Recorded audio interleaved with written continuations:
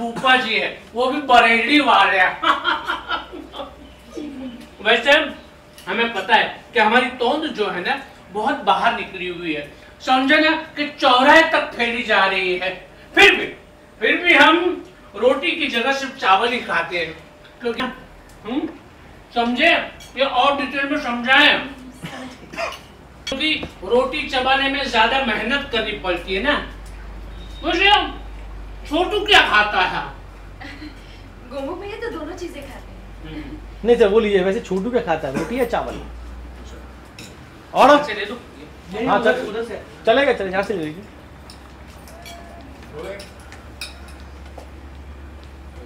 हम सिर्फ रोटी खाते हैं, क्योंकि रोटी खाने में ना ज्यादा सख्त मेहनत करनी पड़ती है। वैसे छोटू क्या खाता है, चावल या रोटी? गोमू भैया तो दोनों ही चीजें खाते हैं। ये बताइए फूफा जी, आप मीठे में क्या लेंगे, रसमलाई या गुलाब जामुन? दोनों। अगर छोटू दोनों चीजें खा सकता है तो हम क्यों नहीं खा सकते? और देखो, खाने के बाद यानी कि मीठा खाने के बाद हमें मीठी नींद आती है। तो आप लोग हमें बताएं कि ये छोटू का कमरा किस तरफ है? वाह क्या बात है। देखो हम जा रहे हैं सोने के लिए, कोई हमें डिस्टर्ब ना करे। सिर्फ पीछे से है ना किशोर जी के गाने चला दे, वो भी छोटी सी आवाज में।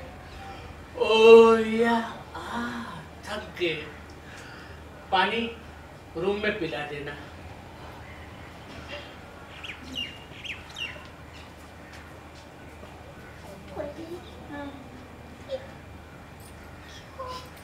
मेहमान है, मेहमान नवाजी करनी है भैया, कोई बात नहीं। रसमलाई गुलाब चल चल बनाते हैं।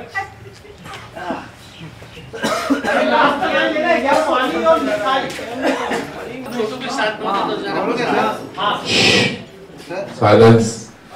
हाँ कोयल जी से पकड़िए। Roll madam okay, madam roll. देखिए दादी का ये ओके ब्लॉक। हाँ ओके, बीच में इसी में कॉम्पैक्ट कर लेना थोड़ा सा। Roll rolling action. हटो।